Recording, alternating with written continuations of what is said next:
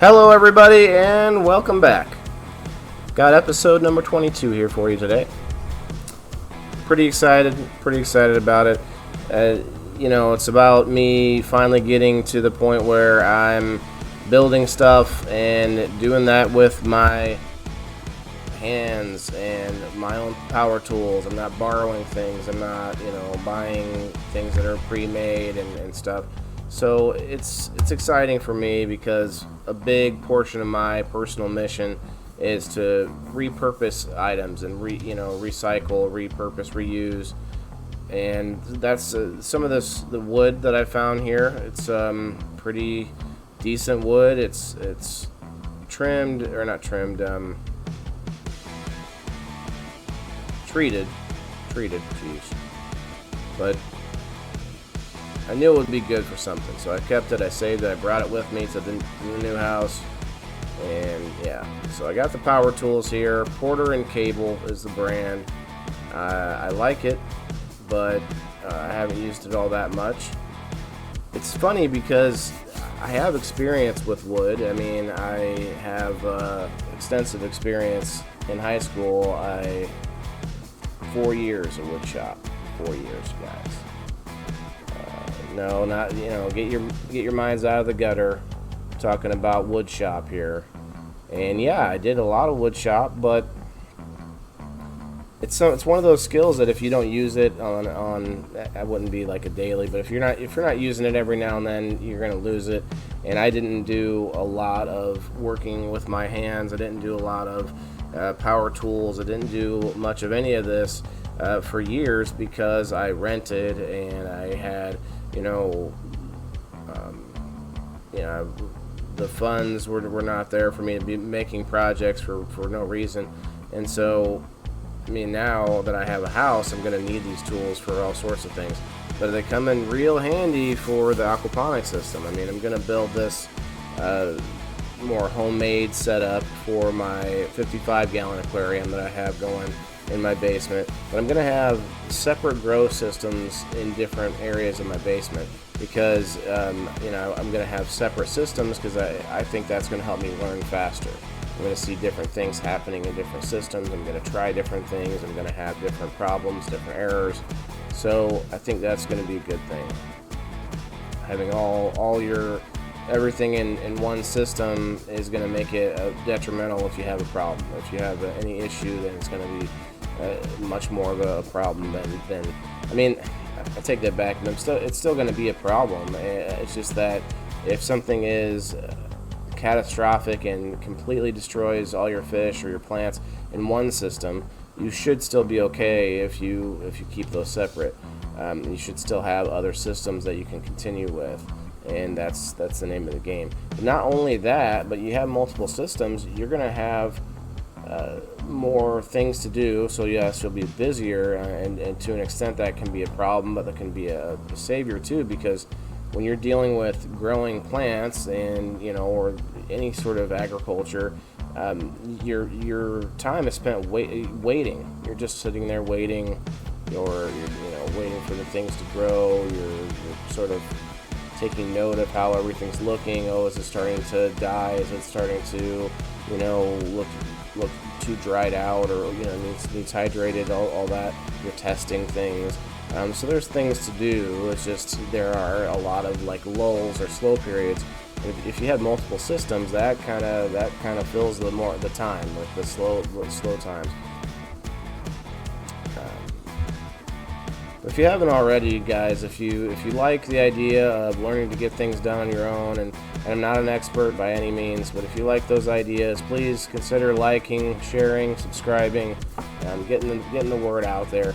The more interest I can bring to the idea of self-sustainability, and the more popularity I can bring, because there's a lot of little things that I see other YouTube creators doing that I'm like, hey, I wish I could do that, editorially or in the production scheme of things. And I've been learning that lately. It's been really fun figuring some things out, but I'm doing that because I want to structure the show around the idea of making this type of thing more popular. Not this construction stuff, because there's plenty of that obviously on the YouTube, but more in the farming and agriculture. I mean, there's tons of that too, but just not in the way that would feel more like an actual show. It's a lot of it is more show and tell, which is what I'm doing now. But I want to get to the point where it's more like an interview process, where I'm a sponge and I'm just curious and talking to people who know more than I do about all sorts of subjects. You know, I want to make sure that people realize that this is not going to be a how-to show.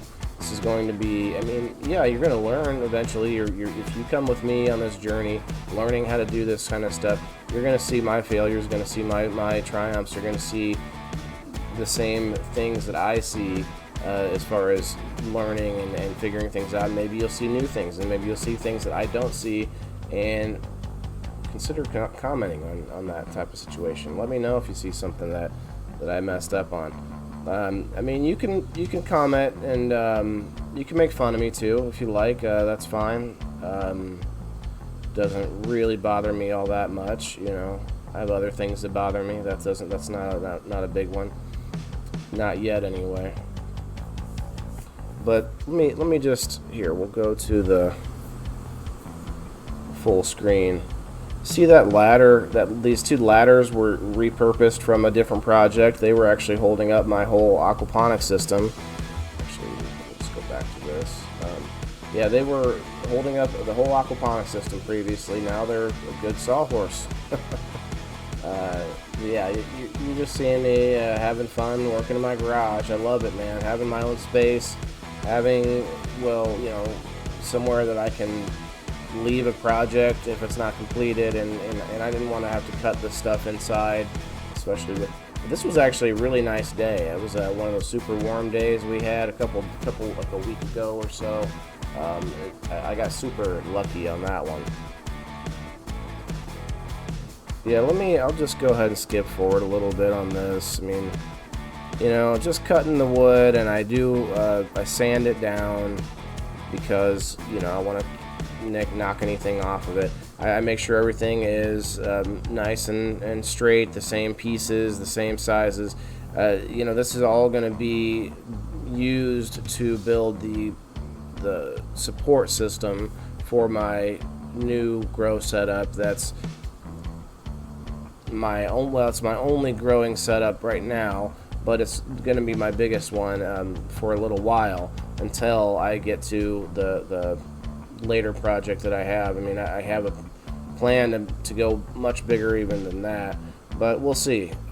We'll see. You know, right now I have a 55-gallon aquarium. I mean, that's not that big a fish. I'd like to get 300-gallon aquarium would be great. Not an aquarium. Back that up. Aquariums are so expensive when you get up to that point. I mean, I've heard $800 for a 700 or for a 150-gallon aquarium. 150-gallon aquarium. Let me say that again. I've heard that, and so I don't necessarily need an aquarium at that point. It doesn't need to be see-through. It's not going to be visual. It's going to have things like koi, or maybe if I'm lucky, I'd love to get some bluegill in there. It would be cool. You know, anything large enough to eat maybe would be the end goal there. But that's down the road. I'm thinking I could use like a large pond, you know, not liner, but the molds. It's a pond molding. Could use those. That's probably what I'll do. But yeah, this was really fun. Actually, getting back to working with, you know, the power tools, and I'm going to be doing a lot more of that here shortly. I mean, my show is not necessarily about that specifically, but it's going to encompass that. I mean, building it myself, doing it myself, not always using repurposed materials, but when I can, you know, whenever I can, I figure out ways to do that. I'm pretty excited. I started working with a reverse osmosis system, and I did show that off last episode, but I've gotten more accessories and gadgets and things that add to it. Again, that is the Hydrologic Stealth RO 150 gallon. It's just a three stage filter, but it should be good enough for me, at least for now, unless I ever get onto like well water or something like that. You might have to do something further, a different filter ahead of that, or maybe add stages. Yeah, you can see I'm getting the job done here. I didn't cut any fingers off. You know, I know that would have made for good TV, but it worked out pretty good. I didn't go crazy on the sanding here, but just tried to, you know, knock all the dirt off and any potential snags or you know, what do you call it, splinters. But yeah, yep. And yeah, you did see me using an old shoe, an old flip-flop in the clamp there to make sure I didn't, you know, it didn't slip off of the wood, or I didn't have to dig into the wood. You know, just repurposing old materials. I mean, yeah, I'm not trying to be a hoarder and be living on top of all these things, but if it's some kind of, if it's an item that I think I could get some other use out of, I'm probably going to try and save it. You know, and sometimes that can be a pain in the butt, but other times, hey, I've been saved multiple times by having some piece of junk lying around that was actually useful. So, I mean, there's a fine line between hoarding and being, I guess, repurposing things, or there's another word I was thinking, but beside the point. I mean, it's just that's one of my end goals. That's one of my missions, is to, at least part of the company is going to be to, you know, repurpose materials and recycle is the one word, but when you say recycle, you're automatically thinking of breaking things all the way down to their base material, sort of like, you know, separating aluminum cans and paper and bottles. But what I'm thinking more like, you know, finding objects that can be used again in some way. And, you know, maybe one day I'll get to the point where I can melt down metals and reuse them like that. That'd be kind of cool. But that's way down the road. So, yeah, this is a little bit longer video because I had, you know, so much footage of me doing this, and I'm going to start stacking up more and more footage of me doing these projects. But I think it's important to show the work. I mean, yeah, I'm going to speed it up a little bit. I think that's kind of funny to watch, but it's important to show the work, because I think I see so many of these shows on YouTube where they're doing some kind of awesome project, but they skip by the parts where it seems like, oh, well, that would be tedious, you know, oh, that's how he has to do it, it took him that long. You know, they can sort of glamorize the process of doing this stuff. And I mean, I'm probably no different. You know, speeding this up probably still makes it seem like it's faster. You know, I spent a couple hours out there doing this. I mean, I didn't make a whole lot of errors, as you can see. Like, I ran pretty straight footage, and you know, just testing out my new equipment, and first time I used some of this stuff, so it was fun. But yeah, I mean, I think some things that take weeks to accomplish, or many hours, maybe that should be more episodes, or make it a series. In my opinion, I mean, some things they make, you know, just one long video, and it was like a weeks long project, and you're like, well, man, that seems like it didn't take long at all. but actually, when you start getting down to doing the work and getting some of these projects completed, you're like, man, that took longer than I thought because of this issue or that issue. And just like with aquaponics, you know, every little step forward could be a potential step backwards, and that's just like anything, you know. But with me building these systems out of repurposed materials, You know, I'm buying some new materials. I'm buying some things to add to it, but anytime I can, I'll use something that's repurposed. But the point is, that can make things difficult when you're building the system. It's not all, you know, slot A into slot B. It's not all simple and written down and mapped out for you like that. It's more about the thought, okay, well, if I do it this way, it might fail, and if it does, I'm gonna have to figure out how to fix it or to overcome that issue. And I've had to do that recently. So it's not fun when you think, oh well, this will work no problem, and then I mean, you can have that happen when you buy a system that's professionally made somewhere.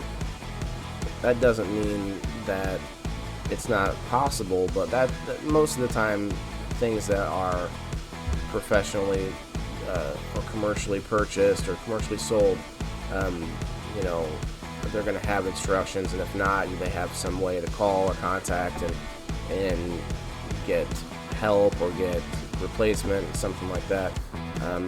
That's not the case when you're just trying to create stuff, you know. It's not like I'm that artistic, you know, this isn't that artistic of a project, but it's a very purposeful project in that I want to add multiple things onto this system that I didn't have on the last system. And so I had to have it very sturdy, very stable, and I didn't want to use these ladders again because that limited me on certain things. And I'll show you what that's about next week. This is the end of this video, and let me just pull myself back up here. I want to thank you guys for watching. You know, the projects are going to be coming faster, and I'm doing a lot more work now. But I also own a house that is, you know, has a few projects that need to be done on it too. So there'll be a lot of that happening, and I can't wait. I mean, it's work that you like doing, I guess, is one way to describe it. And to love your work is very special. So with that being said, you know, check me out, guys. Like it says down here on the side, you know, YouTube, Rumble, Locals, Minds, Vimeo. I'm on Instagram, and I'm also on MeWe. I need to add that on the list here.